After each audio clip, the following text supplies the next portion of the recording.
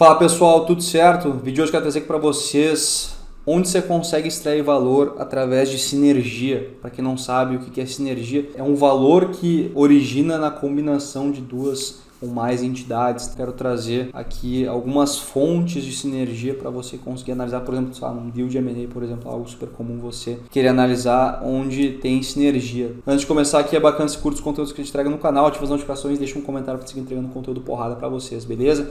Então, começar aqui sem mais delongas com a fonte talvez principal aqui de sinergia, que é sinergia de custo. A gente tem basicamente aqui dois tipos de sinergias bem intuitivas, que é redução de custo fixo ou de custo variável. Qual que é o custo normalmente que é mais comum aí ser reduzido numa transação, numa aquisição, por exemplo? A sinergia de pessoas, né? Então vamos supor o seguinte, eu tenho duas entidades, uma comprou a outra, tem dois CEOs, eu não preciso de dois CEOs, preciso de um CEO, um CFO, um COO, preciso de um conselho nessa estrutura toda, então assim acaba tendo automaticamente um enxugamento de custo, principalmente de pessoas, de dois gerentes para uma posição tal lá, um centro de distribuição, algo assim.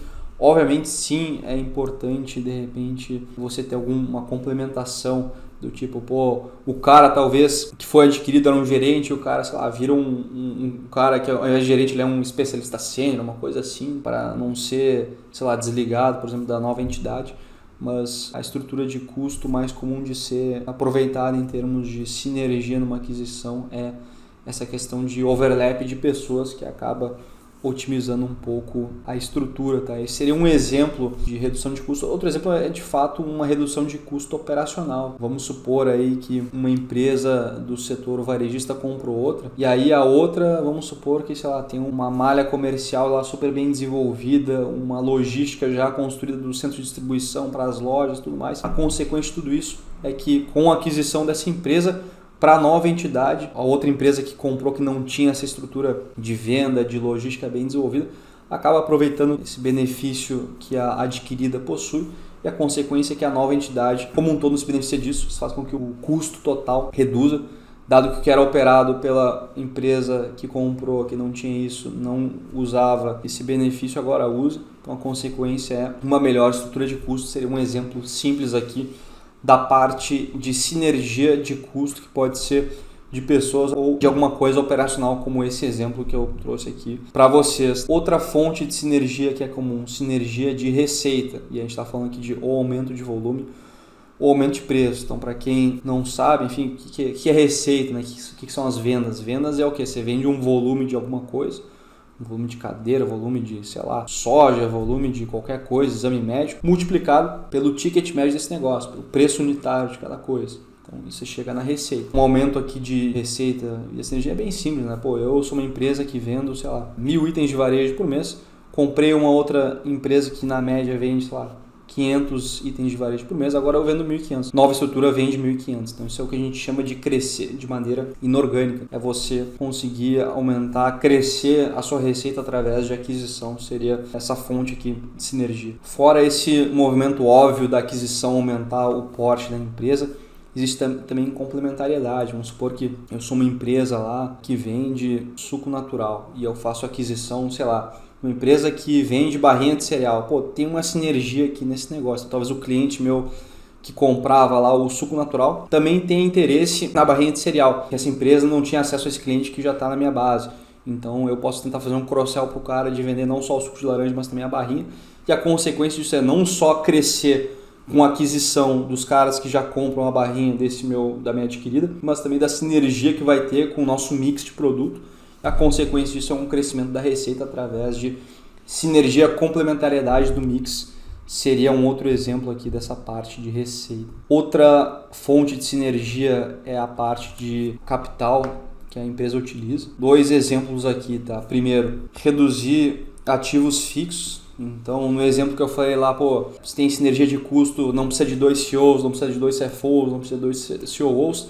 Da mesma forma, se eu tenho duas empresas que operam em São Paulo e precisa ter um CD, precisa ter uma estrutura, sei lá, uma fábrica para fazer não sei o que, precisa ter o carrinho que pega da fábrica, ou o caminhãozinho que pega da fábrica e leva para não sei aonde, toda a questão de logística. Tinha um para essa empresa e um para outra que foi adquirida, agora só precisa ter um. Isso faz que no todo reduza os ativos totais que a empresa está utilizando para rodar. Então você pode ter um overlap também de ativos que a empresa utiliza e que não faz sentido ter esse overlap. A não ser que a empresa queira expandir muito o quanto que ela vai rodar, utilizar desses ativos, mas muitas vezes abre a oportunidade de você se desfazer de alguns ativos fixos para ter essa sinergia do capital que a empresa tem que ter para operar. Tá? Esse é um exemplo. O outro exemplo é a parte de giro. Esse exemplo mais clássico que eu posso trazer para vocês é a questão de escala. Né? O que é capital de giro? Basicamente a grana que está alocada na empresa para a empresa funcionar, fazer o ciclo financeiro acontecer. Então pensa que eu sou um supermercado e estou comprando lá um insumo do meu fornecedor, que é, sei lá, azeitona para eu vender lá no meu mercado. Uma coisa é eu comprar 100 latas de azeitona por mês para vender. Outra coisa é eu comprar 1.000, 2.000, 5.000 por mês. É o que? Escala. Estou comprando muito mais. O que vem com a escala? Eu posso negociar duas coisas. Preço que eu pago por esse negócio e também prazo. Cara, estou comprando aqui 1.000 azeitonas de você. Pô, me dá, deixa eu pagar daqui a 60, 90 dias. A consequência dessa escala maior pode ser uma melhor gestão na necessidade de capital de giro e, consequentemente, melhor geração de caixa aqui da minha empresa. A empresa ficar mais leve, como também seria a questão de reduzir os ativos fixos. Esse exemplo aqui da parte de giro também seria um exemplo aí de melhorar a sua gestão de capital de giro. E aí tem esse campo dos outros, que seriam basicamente dois. Um ponto é reduzir impostos, tá? Uma coisa que é muito comum acontecer é o seguinte: você pode comprar ou ativos de uma empresa ou você compra a empresa inteira, as ações da empresa. Qual que é o benefício e malefício de cada uma? O benefício de comprar só o ativo é que você escolhe o que você quer para trazer para a sua empresa. E o ponto negativo de você comprar as ações é que você compra tudo, não só os ativos, mas também os passivos. Mas qual que é o ponto? Muitas vezes pode vir coisa de forma positiva, que é o caso de benefícios fiscais. Então eu posso comprar uma empresa, vamos supor, uma empresa que teve prejuízo nos últimos exercícios, está carregando um crédito tributário lá no seu balanço. Se eu compro essa empresa, eu tenho um benefício de usar esse crédito tributário e reduzir o que eu vou pagar de imposto como um todo. Seria um exemplo de benefício aqui, de sinergia via redução de impostos a pagar, dado que tem um crédito tributário a ser utilizado na minha adquirida se eu estou comprando a empresa inteira. E o outro exemplo seria o aumento na capacidade de contrair dívida. Vamos supor que eu estou adquirindo ali uma empresa que ela possui muitos ativos que são bons para você dar de garantia. Então vamos supor que ela tem, sei lá, alguns exemplos, né? Sei lá, tem alguns ativos não operacionais que ela consegue dar de garantia para credores, isso facilita contrair dívida. Ou de repente tem ativos que são fáceis de você monetizar, sei lá, uma base de recebíveis lá, consegue antecipar esse negócio de maneira fácil. Isso permite que você consiga contrair mais dívida depois dessa aquisição do que talvez um modelo de negócio que não permitiria fazer isso, questão de garantia, ou como a empresa opera e como ela pode utilizar isso para se alavancar. Seria um outro exemplo aqui de benefício. Beleza, pessoal?